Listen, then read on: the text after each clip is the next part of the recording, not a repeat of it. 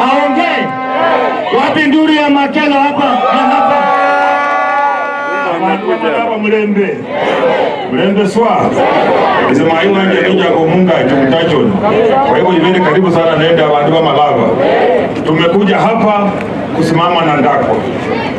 Kwa heshima ile ya Mheshimiwa Malulu Injendi ambaye alienda. Kwa heshima yake anawacha sisi watu kwa serikali.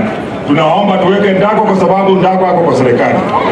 Ukitaka kujua mtoto mjinga kwa boma ni kumtuma kwenda kutafuta samadi na anaenda kwenye hakuna ng'ombe. Upinzani hawana ng'ombe.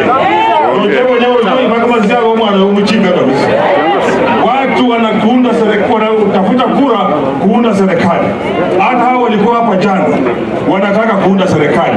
Na hapa tumejua kwamba serikali ndio hii. Kujamu serikali na kujamu upinzani.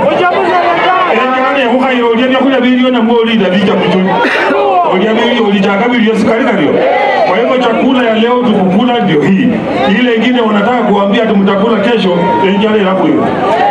Na ukitaka tena kujua mtu mjinga, ile anaenda kwa tinga, jamu tinga yaka ni nyerufu ba, mekeimoa Kenya musi. Abako kwa kumlai.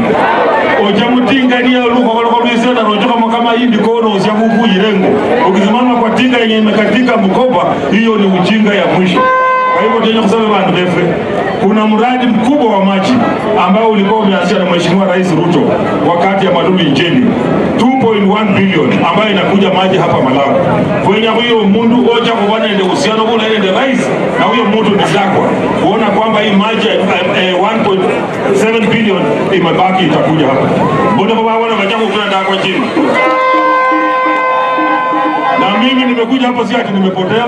Mimi ni gavana wa Bungoma, nimekuwa mara ya kwanza, nikakuwa speaker, nimekuwa tena gavana. Ezembe jango humu bila kini boranga hatai. Najua kwamba tukipeleka Ndakwa mambo ya hapa Malava itaendelea. Na kuanza leo tutaenda kwa kila kijiji kuomba kura. Tarehe 15 Mheshimiwa Rais mwenyewe atakuwa hapa. Tuje kuzuku bila ala.